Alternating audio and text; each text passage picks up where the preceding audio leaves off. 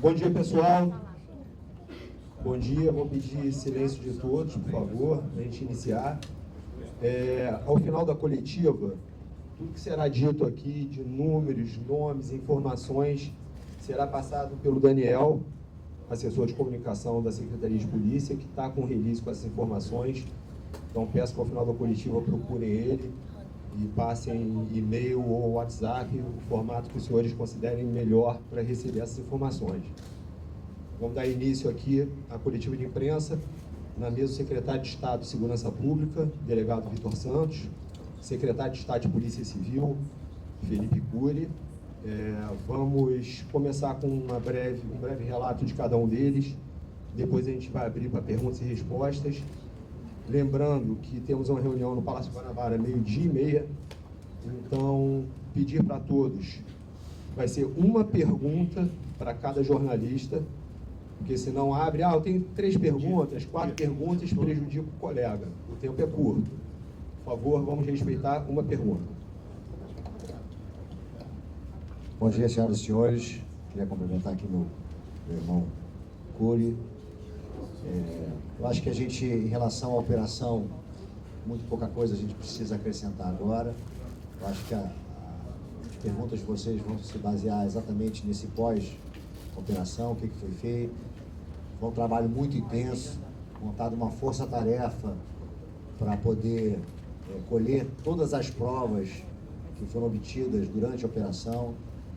A questão da realização da perícia nos corpos dos criminosos que confrontaram com a polícia durante a operação. Então, acho que a minha presença aqui, na realidade, é mais uma vez para reforçar o trabalho das polícias, parabenizar o planejamento e a inteligência que foi o arcabouço para que a operação ocorresse dentro do planejado e dar o apoio, obviamente, às famílias dos policiais que faleceram e daqueles que estão ainda hospitalizados. O delegado perdeu a perna, tem 3 colegas ainda em estado grave, em estado crítico. Então, minha posição aqui é uma posição institucional de total apoio às forças policiais e, obviamente, estou aqui à disposição para poder responder qualquer pergunta que os senhores direcionarem para mim. Obrigado. Bom dia a todos. Cumprimento aqui nosso grande amigo, nosso grande irmão, secretário de Segurança, Dr. Vitor Santos. Cumprimento a todos os senhoras e senhores. Obrigado a todos pela presença. Bom, só recapitulando primeiramente, Operação Contenção, foi mais uma edição da Operação Contenção, na última terça-feira, com um trabalho integrado entre a Polícia Civil, Polícia Militar, Secretaria de Segurança, onde foram dados cumprimentos de mandados de busca e apreensão, 180 mandados de busca e apreensão, mais de cerca de 100 mandados de prisão, sendo 70 de uma investigação da Divisão de Repressão e Entorpecentes, aqui da Polícia Civil, junto com os 180 mandados de prisão, e mais 30 mandados de prisão da Polícia Civil do Pará. Então, o objetivo da operação era esse. Foi cerca de 1 ano de investigação, cerca de 60 dias de intenso planejamento, e até que achamos o dia ideal para fazer a operação na última terça-feira. Então, só recapitulando aqui, foram 113 presos, sendo 33 presos de outros estados, 10 adolescentes infratores, sendo que desse total, 54 possuíam anotações criminais. É bom ressaltar que todos os presos, até o momento que a gente tem notícia, tiveram a prisão preventiva decretada na audiência de custódia, ou seja, foram mantidos presos, ou seja, o que mostra que as prisões realizadas durante a operação foram regulares, todas as prisões dentro da legalidade. Com relação aos narcoterroristas que foram neutralizados, 117 narcoterroristas neutralizados. Nós temos até o momento 99 identificados. Desse total, 42 contavam com mandados de prisão pendentes. Pelo menos 78 apresentavam relevante histórico criminal, por vários crimes graves, homicídio, tráfico de drogas, roubos, etc. Organização criminosa, entre outros. 40, ou seja, 80%, né, dos que foram neutralizados, né? Ou seja, desses 78, isso representa cerca de 80% dos que foram neutralizados. 40 são de outros estados. Até agora, 13 do Pará, 7 do Amazonas, 6 da Bahia, 4 do Ceará, 1 da Paraíba, 4 de Goiás, 1 de Mato Grosso e 3 do Espírito Santo. Vamos lá. 13 do Pará, 7 do Amazonas, 6 da Bahia, 4 do Ceará, 1 da Paraíba, 4 de Goiás, 1 do Mato Grosso e 3 do Espírito Santo. Ou seja, nós tivemos neutralizados, narcoterroristas neutralizados de 4 das 5 regiões do país. Só não tivemos da região sul. E, dentre essas lideranças, né, de outros estados, nós temos, aqui são os apelidos, né, o vulgo, PP, chefe do tráfico do Pará, inclusive possui uma reportagem junto com o Oruan. Chico Rato, chefe do tráfico em Manaus. Gringo, também chefe do tráfico em Manaus. Mazola, chefe do tráfico em Feira de Santana, na Bahia. DG, chefe do tráfico na Bahia. FB, chefe do tráfico na Bahia. Fernando Henrique dos Santos, chefe do tráfico em Goiás. Rodinha, chefe do tráfico em Itaberaí, Goiânia, Goiás. E Russo, chefe do tráfico no Espírito Santo, em Vitória. Pelo menos 1/3, como eu já falei antes, dos presos na operação também são de outros estados. Então, senhores, temos que fazer aqui uma reflexão. Na verdade, é uma constatação do que a Polícia Civil alertou há 5 anos atrás. Com o advento das restrições e limitações às operações policiais, há 5 anos atrás, em junho de 2020, a Polícia Civil fez 2 relatórios que, coincidentemente, foram subscritos por mim. À época, eu era subsecretário operacional da Polícia Civil, onde nós alertamos que essas restrições implicariam no fortalecimento do crime organizado, no aumento das disputas territoriais, no aumento das barricadas e do raio de abrangência dessas barricadas,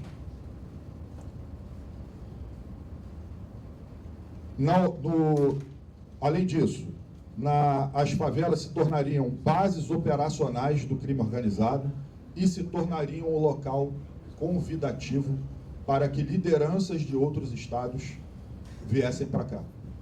Nós alertamos, nós avisamos e hoje está aqui a constatação disso. Mais uma constatação: os complexos da Penha e do Alemão, até aquela retomada, né, aquela ocupação que houve em 2010, eram o QG do Comando Vermelho, apenas aqui no estado do Rio de Janeiro. Essa constatação de hoje aqui mostra que os complexos da Penha e do Alemão passaram a ser o QG do Comando Vermelho em nível nacional. São desses complexos que partem todas as ordens, decisões e diretrizes da facção para todos os outros estados onde o Comando Vermelho tem atuação, praticamente em todos os estados do Brasil. A investigação e os dados de inteligência comprovam que são nos complexos da Penha e do Alemão que são feitos treinamentos de tiro, tática de guerrilha, manuseio de armamento, cooptação desses marginais que vêm de fora do estado para serem, entre aspas, formados aqui e depois retornarem aos seus estados de origem para a implementação da cultura da facção nesses estados de origem. É público e notório o que está acontecendo, por exemplo, na Bahia, no Ceará, no Mato Grosso, no Pará, em Manaus, e em várias outras cidades e estados, Brasil afora. Isso até então, há 5 anos atrás, isso não existia, ou existia de uma forma muito tímida. Então, essas restrições e limitações às operações tornaram algumas comunidades aqui do Rio de Janeiro, principalmente os grandes complexos de favela, centros de treinamento e de locais de onde partem as decisões para a expansão do Comando Vermelho para todo o país. O que aconteceu aqui no Rio de Janeiro com as UPPs, que espalharam o tráfico de drogas para a Baixada Fluminense, interior do estado, região dos Lagos, Costa Verde, região serrana, ou seja, a metástase do tráfico interno aqui, que foi o efeito da UPP, a migração que houve, essas restrições resultaram na metástase do tráfico, principalmente do Comando Vermelho, para todo o país. Essa é uma constatação, não sou eu que estou dizendo. As informações estão provadas aqui, a gente vinha alertando, aconteceu. Então, é preciso que haja uma mobilização nacional no sentido de combate a essa organização, que não é mais uma organização criminosa, é uma organização terrorista, com práticas terroristas, com táticas de guerrilha, que dão ordens para execução de desafetos e de agentes públicos, que dão ordens que oprimem o morador da comunidade, que colocam barricada, que assediam a filha do morador, que atiram na polícia, que atiram nos seus desafetos, que praticam disputas territoriais. No final de semana anterior à operação, nós tivemos uma tentativa de invasão do Complexo do Chapadão no Complexo da Pedreira, que era de uma facção rival. Invadiram a casa de uma senhora junto com filha e mataram os dois. Isso não é mais segurança pública. Isso é terrorismo. Drones jogando granadas nessa operação, artefatos explosivos vindo do ar em cima dos nossos policiais. Então, é importante que a legislação existente, que é completamente desconectada da realidade e completamente branda e leniente, que essa legislação seja atualizada para que as polícias possam dar uma resposta à altura. Até porque o cenário que nós enfrentamos nessa operação e que as polícias do Rio de Janeiro especificamente enfrentam diariamente, já não é mais um trabalho de polícia. Eu insisto nisso. Polícia nenhuma do mundo faz o que as polícias do Rio de Janeiro fazem e enfrentam o que as polícias do Rio de Janeiro enfrentam. Esse cenário que nós vivenciamos aqui é um cenário de guerra irregular, de guerra assimétrica. Então, eu aproveito o momento aqui, tendo em vista os dados que nós estamos apresentando aqui para todos os senhores, para fazer essa reflexão, e acho que é importante que haja uma mobilização nacional no sentido de combate a essas organizações que não são mais organizações criminosas, são sim narcoterroristas e têm que ser tratadas como tal. Então fica aqui essa reflexão, né, e os dados aqui que já foram apresentados para os senhores, e muito obrigado. Vamos começar. O SBT já tinha pedido para ser o primeiro, depois eu vou com você e você são o segundo. Bom dia. Secretário, pois a gente já vai poder fazer a primeira pergunta. Secretário, vamos lá. A gente está ao vivo aqui no SBT Rio, a pergunta é sobre a importância, se algum criminoso aqui do Rio preso tem um grau de relevância, de importância, né, ligado ao DOCA, e sobre esses criminosos foram presos em outros estados, se eles todas as lideranças, eles estavam aqui para se esconder ou para fazer uma espécie de intercâmbio, uma espécie de treinamento e levar para os estados deles? Nós prendemos o operador financeiro do DOCA, que mexia no dia da operação, ele foi preso, que era justamente a parte toda de lavagem de dinheiro que fazia isso. Prendemos o Belão, que era uma grande liderança do Comando Vermelho, aqui do Rio de Janeiro, e era o chefe do tráfico ali do Quitungo. Também foi uma grande prisão. Vou te dando aqui como exemplo, porque agora, assim, de cabeça eu não tenho, assim, todos os dados, mas principalmente esses dois. E, como eu falei, e repito aqui, os complexos da Penha e do Alemão se tornaram centros decisórios da facção e de formação também de narcoterroristas de todo o país, que vieram de outros estados para pegarem o know-how da facção e levarem para os seus redutos de origem, ou seja, para a sua cidade de origem. Então, nós temos aí exemplos fartos aí, que todos vocês podem ver aí nos jornais. Bahia, como é que está, Ceará, como está, Pará, como está, Amazonas, né, como está, enfim, entre vários outros estados. Então, o que nós estamos apresentando aqui só demonstra isso. Os complexos da Penha e do Alemão também se tornaram centros de distribuição de armas e drogas para outros complexos de favela aqui do Rio de Janeiro, como o Complexo do Salgueiro, Jacarezinho, Complexo da Maré, entre outras comunidades, Manguinhos, Mandela, etc. Chegam em torno de 10 toneladas de drogas por mês nessas comunidades, que depois são redistribuídas para esses outros complexos de favelas.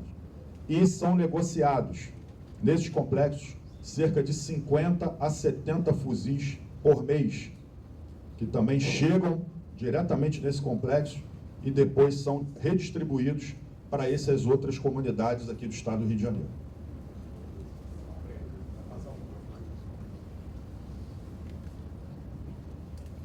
Boa tarde, secretários. Camila Lazaro, do Valor Econômico. Queria perguntar para o secretário Vitor. Depois da reunião com o Ministério da Justiça, foi anunciado o Escritório Emergencial de Combate ao Crime Organizado, com a coordenação do senhor e do secretário nacional de Segurança Pública, o Mário Sarrubo. Eu queria saber o que já foi definido sobre esse escritório, se vai ter uma sede física no Rio de Janeiro, quais são as diretrizes do escritório, como que vai ser a atuação e quando ele começa a operar. Bom, Camila, a ideia do Endo Cláudio Castro de criar esse escritório foi dar agilidade. Então, a gente não pode pensar numa estrutura burocrática pesada, com sede, estatuto. Na realidade, é uma força de trabalho, tá, do governo estadual com o governo federal. Claro que existe um nome e uma logística própria para isso, mas já começamos a trabalhar. Já pedimos, por exemplo, apoio de perícias, nesse caso da operação. Por quê? Nós temos vários criminosos que são de outros estados, precisam confirmar suas identificações. Vou dar só um exemplo do estado do Pará. O estado do Pará, dos 100 mandados, 30 mandados eram do estado do Pará. Dos 30, 5 foram presos, se entregaram, e 15 resolveram confrontar e foram neutralizados. Ou seja, restam 10 ainda. Então, desses 20, a gente precisa comprovar a identidade dele. Mesmo os 5 que se entregaram, muitos deles usam um documento falso.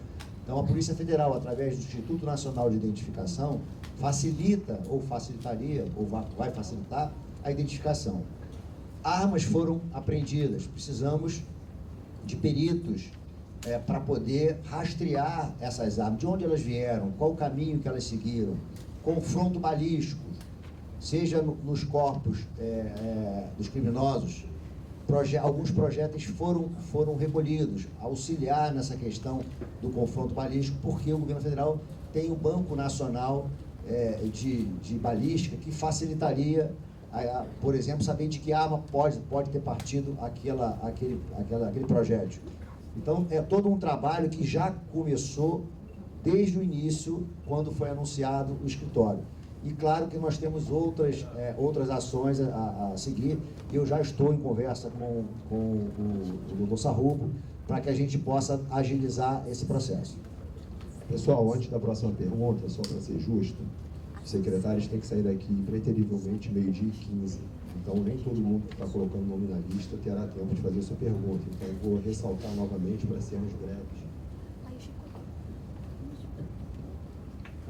Bom dia, secretários. Mariana, da Agência Brasil. Eu queria saber exatamente dos mandados de prisão, se vocês já têm isso, de quantos foram de fato cumpridos, quantos foram mortos durante a operação, né? Vocês falaram desse do Pará, mas queria saber esse número geral dos 100. E queria insistir também na questão da pós-operação, né? Se tem um planejamento aí de ter policiais permanentemente para, né, delimitar aqueles territórios que vocês dizem que foram retomados, né? Enfim, insiste um pouquinho nesse pós. Obrigada. Dos presos, desculpa, foi. Dos presos, foram cumpridos 20 mandados. 20 mandados no total. No total. Só fazer uma observação. Porque todos estavam com armas. Vários com armas, com pistolas, com artefatos explosivos, com fuzis, enfim. Mas é importante o trabalho, porque, como eu falei, dos 70 mandados de prisão da investigação aqui da DRE, cerca de 30 e poucos, eram de pessoas que até então não tinham anotações criminais. Eram pessoas que passavam despercebidas até então da polícia, que foram descobertas durante a investigação.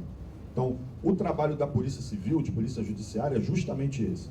É de fazer a identificação das pessoas e tirar essas pessoas do anonimato. Então, essas pessoas, uma hora, elas serão presas. Serão encontradas numa próxima operação, ou se migrarem para alguma outra comunidade, enfim. Uma hora essas pessoas serão encontradas pela polícia, não necessariamente pela Polícia Civil, pode ser pela Polícia Militar, pela Polícia Federal, Polícia Rodoviária Federal, enfim. Uma hora essas pessoas, se deparando com algum policial sendo abordadas, vão ser presas e levadas à disposição da justiça. Então, por isso que esse trabalho de investigação é muito importante, no sentido de de descobrir essas pessoas que até então passavam despercebidas da atuação da polícia. E mortos, vocês tinham mandado?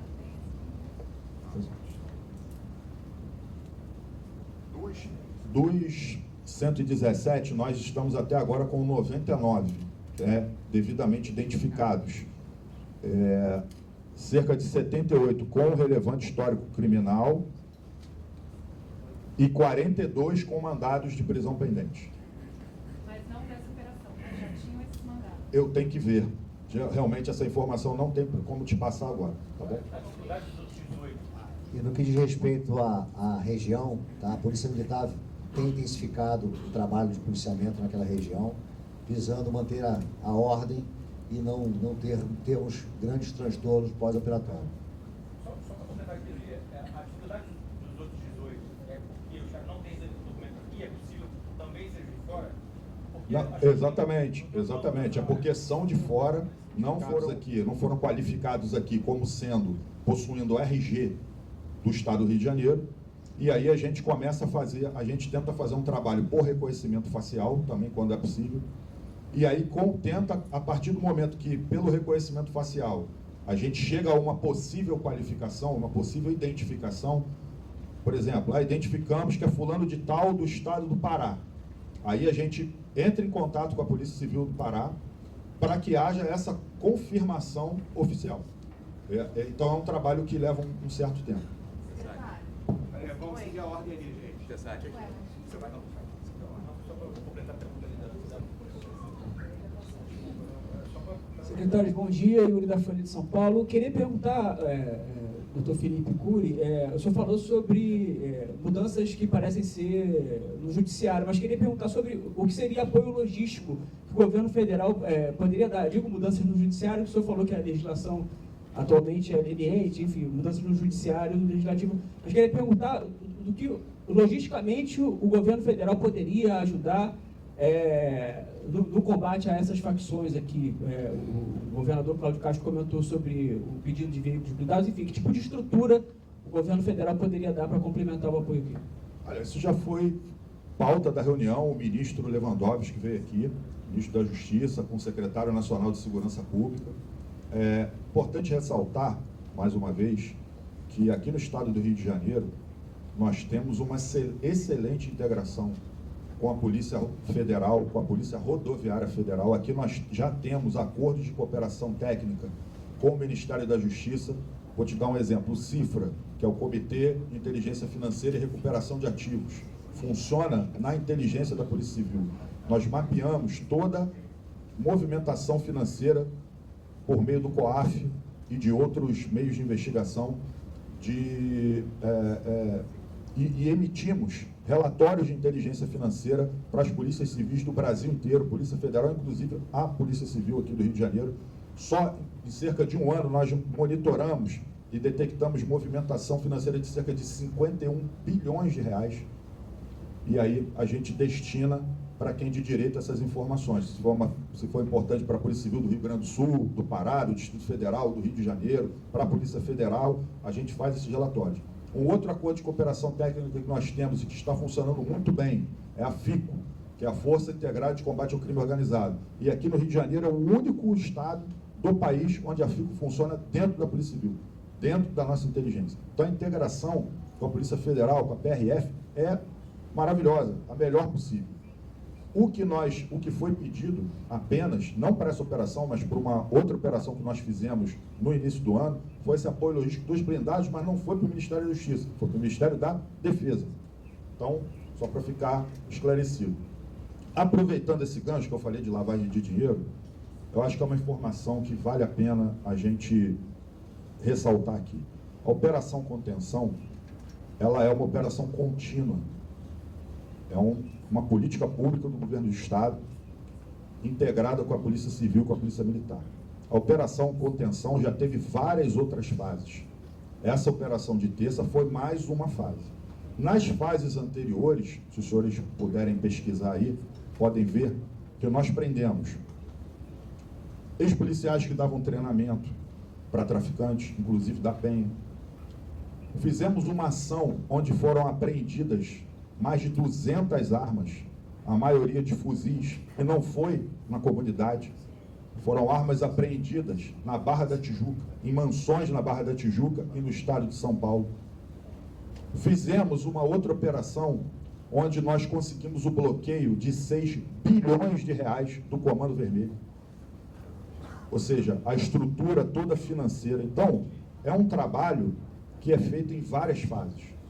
A operação contenção não se resume a essa operação, mas uma série de outras ações que nós estamos fazendo no combate justamente para conter essa ação expansionista da facção criminosa Comando Vermelho. Secretário, o senhor fala que o histórico é relevante de 78 por 20 só para entender. Esse número se mistura com 42 ou não? Porque pode ter. Pode ser. Pode haver uma sobreposição desse número. Porque desses 78, nem todos têm mandado de prisão, mas tem um histórico de anotação criminal relevante. Bom dia, secretário. Secretário, eu queria saber se, passados esses dias da operação de terça-feira, já dá para saber se houve vazamento da operação, se não houve, e se houve, esse possível vazamento teria prejudicado a captura e a localização do DOCA e de criminosos relevantes como Gadernal, como Pedro Bala. O que o senhor pode dizer a respeito disso? Olha, se houvesse vazamento, não teria tido o resultado que teve. Então, isso aí não tem nada que comprove isso, não tem nenhum dado de inteligência que comprove isso. Mais uma vez, é importante desmistificar esse tipo de narrativa. O que houve foi uma intensa movimentação e mobilização de 2.500 policiais, dezenas de veículos blindados, centenas de viaturas, e, obviamente, essa movimentação chama a atenção dos marginais. Então, esse deslocamento maciço de policiais, isso é inevitável, né? Não tem como a gente aparecer lá, num passo de mágica, isso aí, enfim, faz parte. Agora, não necessariamente significa que a operação seria para lá. Poderia ser para Rocinha, poderia ser para o Salgueiro, poderia ser para qualquer outro lugar, Complexo da Maré, etc. Então, tanto que a intensa resistência, o planejamento que foi feito, foi exatamente o que nós planejamos, ou seja, do deslocamento dos marginais para a região de mata, para retirá-los das edificações. Nós aumentamos o risco dos policiais para proteger os moradores, para retirar esses marginais das áreas edificadas e atraí-los, né, levá-los para essa região de mata, justamente para preservar a integridade física e a vida dos moradores. Essa foi a nossa maior preocupação. Então, e o planejamento nesse sentido foi 100% executado. Secretários, boa tarde. Aqui Luana Alves, da RJ1, a gente está ao vivo no jornal. Pergunto para os senhores em relação ao plano de ocupação para recuperar os territórios deflagrados, se há alguma previsão, um plano que foi inclusive apresentado ao governo federal, se há alguma previsão em relação a custos, se há prazo, se já temos esse tipo de informação.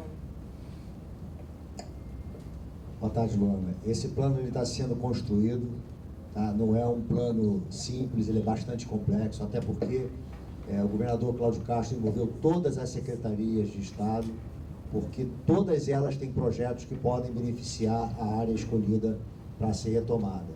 A gente tem que fazer uma distinção entre o que é retomada e o que é ocupação. Nós somos contra a ocupação.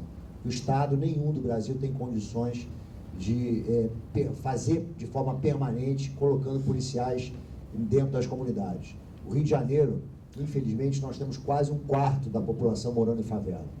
São 1.900 favelas no Rio de Janeiro. Se a gente pegar todo o efetivo, 100% das polícias, 53 mil policiais, e dividirmos pelas comunidades, daria cerca de 7 policiais por comunidade. Então, a ocupação não é a solução.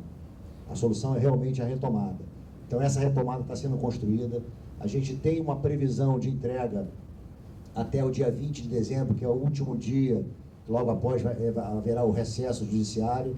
Esse plano vai ser apresentado ao grupo de trabalho criado por determinação da DPF no CNMP, e lá, depois de submetido ao Conselho, ele é remetido ao STF, que vai avaliar. Ele homologando, achando que aquele plano ele é razoável, a gente começa a execução. E claro que lá existe corresponsabilidade entre todos os entes da federação, município, Estado e União. Quanto ao financiamento, nós já vamos fazer uma previsão do custo disso. Só que a gente tem que entender que esse plano, como ele é para cumprimento de uma determinação judicial, nós estamos fazendo uma orientação ao governador que não utilize o orçamento ordinário para que não prejudique os projetos já em andamento no Estado.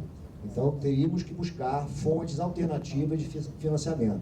O STF fala do Fundo Nacional de Segurança Pública, mas ele, dos valores que hoje existem, são muito pequenos. Dá um exemplo. Normalmente, anualmente, são distribuídos cerca de 50 milhões de reais para os estados. Isso representa 3 meses de combustível da Polícia Militar do Rio de Janeiro. Então, vai haver uma necessidade, efetivamente, de incrementar esse orçamento a fim de que a gente consiga executar esse plano com êxito. Secretário, se você pode responder só uma pergunta, Não. por favor? Na ordem, por favor. Na ordem, por Você favor. falou que não ia ter mais. Aí outras pessoas perguntaram. Eu estou seguindo a ordem que foi combinada. Obrigado, gente.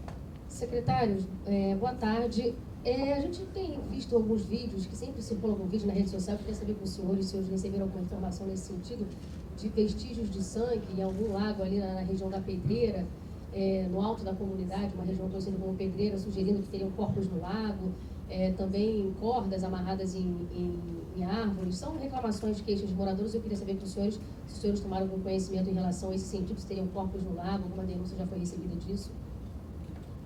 Olha, durante a operação, o que foi possível retirar de corpos dentro daquele cenário de guerra, a gente viu um policial do BAC baleado 6 vezes e demorou 2 horas para retirá-lo do local para prestar o socorro. Então, é uma dificuldade muito grande. Dos corpos que a gente não conseguiu retirar do local, a população fez isso. Então, eu acredito que a população, que não tem qualquer resistência por parte da criminalidade, se tivesse algum outro corpo lá, já teria apresentado isso para que ele fosse identificado, obviamente, e qualificado. Então, esses vídeos, alguns eu já recebi, eu vi inclusive vídeos de outras operações Então, tudo que passa pela internet, a gente tem que ter um filtro e entender que nem tudo é relacionado efetivamente à operação de terça-feira passada. Faço aqui algumas perguntas, né? A quem interessa fazer com que não haja uma perícia feita pelos peritos da polícia? Quem interessa? A gente que não é. A quem interessa remover os corpos, retirar aquelas roupas táticas que eles estavam usando, coletes, coturnos, e só deixá-los de cueca no meio da rua para chamar atenção?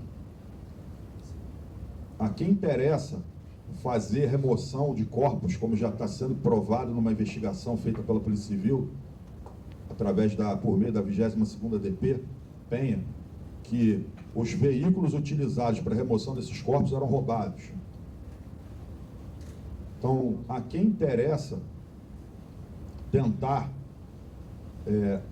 colocar, como você falou aí, cordas, etc., não sei nem se se trata dessa operação ou não, mas enfim, tentar fazer ou incutir, né, uma falsa narrativa no sentido de descredibilizar a ação policial. Como o governador Cláudio Castro já falou outras vezes, nós estamos agindo da forma mais transparente possível. Então, a gente aqui não tem nada a esconder, muito pelo contrário, estamos aqui abertos, prestando satisfação a toda a sociedade, a toda a imprensa. A ação que nós fizemos foi uma ação legítima do Estado, cumprimento de ordens judiciais após 1 ano de investigações. Então, estávamos ali exercendo as nossas atribuições constitucionais. Então, fica aqui essa reflexão. Deixando bem claro, as perícias foram acompanhadas integralmente pelo Ministério Público, enfim, estamos tendo todo o apoio desde o início, ou seja, não temos nada a esconder. Aqui é total transparência. Secretários, boa tarde. Pedro Dobal, a gente está ao vivo agora no Balanço Geral. Chama a atenção desses dados que vocês passaram, com a quantidade de criminosos vindos principalmente do norte do país. Vocês já explicaram que a Penha e o Alemão se tornaram praticamente centros decisórios, também de treinamento de criminosos de outros estados, inclusive, mas essa troca tão grande, digamos assim, entre criminosos do norte e do Rio de Janeiro teria relação, por exemplo, com a Rota dos Solimões, uma das portas de entrada de drogas, né, aqui no país? Bom, tudo isso tem relação. O domínio territorial não é só a questão de fazer com que o território vire receita para eles. Se imaginar todo o norte do país, eu já tive a oportunidade de fazer operações lá, a gente tem 17 quilômetros de uma margem à outra. A gente sabe a dificuldade das forças de segurança pública do norte em fiscalizar as embarcações que por ali passam. Então, já provamos, já evidenciamos a relação de negócio entre o Comando Vermelho e o PCC. Então, a gente não pode ser ingênuo de achar que eles não compartilham essas rotas do norte para efeito de entrada não só de drogas, e principalmente a cocaína, mas também o contrabando de armas. Porque a dificuldade, se nós aqui no Sudeste já temos uma dificuldade muito grande em relação às nossas rodovias, imagina o Norte, com a quantidade de rios e afluentes, onde embarcações conseguem passar com muita facilidade devido à dificuldade de fiscalização. Pessoal, a gente vai para a última pergunta agora, tá? Eu era 7. Já foram 6 perguntas, como que eu era 7. Secretário, eu queria que você falasse para a gente especificamente sobre o perfil do DOCA, né? Há alguns anos ele foi preso como um traficante de drogas, depois ele volta a ter esse, vamos dizer assim, protagonismo na cena do crime, principalmente de 2020 para cá, e essa inclusão de granadas, drones sendo lançados, incluindo esses drones que a gente viu na conversa do relatório para ter percepção térmica, para identificar a movimentação de pessoas. Não seria para falar sobre ele, sobre esse perfil de trazer essa nova forma de tentar enfrentar a polícia? Olha, é apenas a personificação do narcoterrorista. Um terrorista que tem cerca de 260 anotações criminais, dezenas e dezenas, acho que se bobear até mais de 100 mandados de prisão em aberto.